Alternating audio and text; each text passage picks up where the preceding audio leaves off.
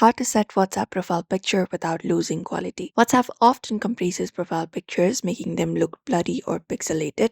So, if we do not upload the photo correctly, even a high quality image can lose its sharpness. So, let's just fix it. So, first of all, we can open up WhatsApp and make sure the photo is in 1:1 ratio and even 500 to 500 px or higher.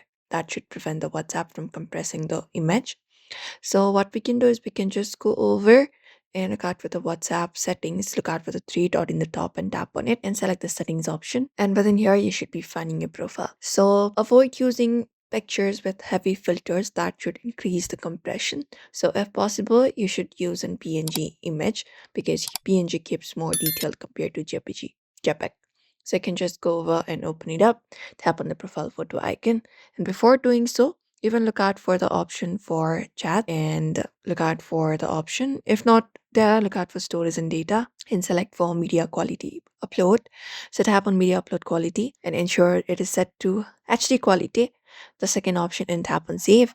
And once this is done, you may tap on your profile in the top, tap on it. And then from here, select the option for edit right below the current profile picture, tap on it. And you may select one of the options. You can either click a picture at the moment by selecting gallery or tap on gallery, avatar, Instagram, Facebook, AI images, etc. and select up an image. So from the images available on your device, you can just go over and select the image.